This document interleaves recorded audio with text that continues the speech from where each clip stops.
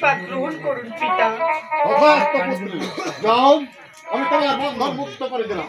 পিতা পিতা চাই না তোমার রাজত্ব হওয়ার, চাই না সিংহাসন, শূন্য হয়ে যাও তোমার এই দমনায় ভুবন।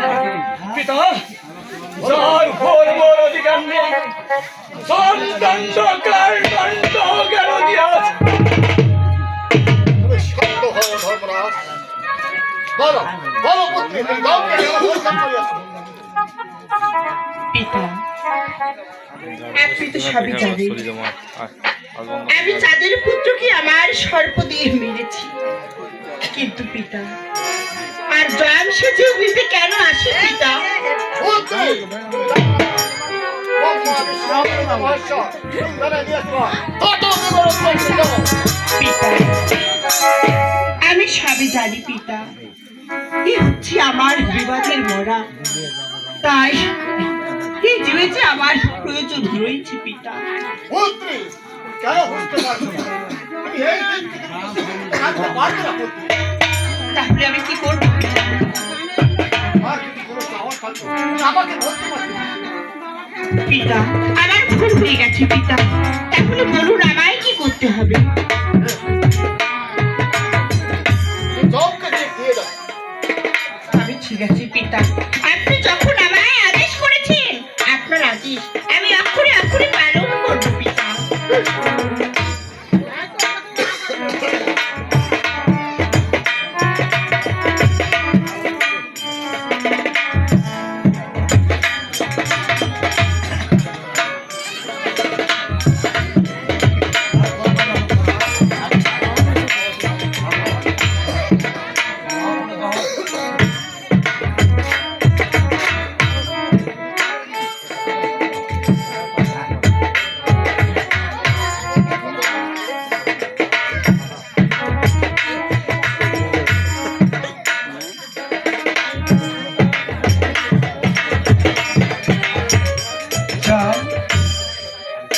জিউ নেওয়ার জন্য প্রস্তুত হয়ে যাও।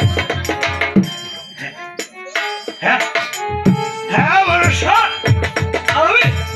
আমি জীবনের জন্য প্রস্তুত। ভরসা, আমি জীবনের জন্য প্রস্তুত।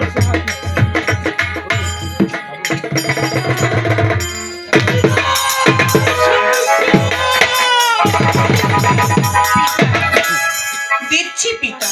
তুমি আর তাচ্ছিল্য করো না মা। তবে ঠিক আছে পিতা।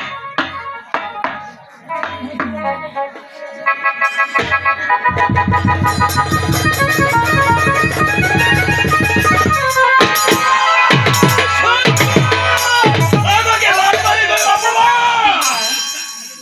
জন, এই নিন, এবার আমি সত্য সত্য জিউ দিয়ে দেব।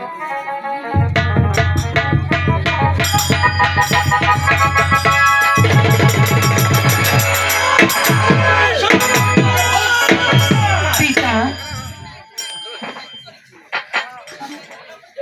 আপনি ভাবলেন কি করে পিতা এই জিউ আমি জমের হস্তে দেব?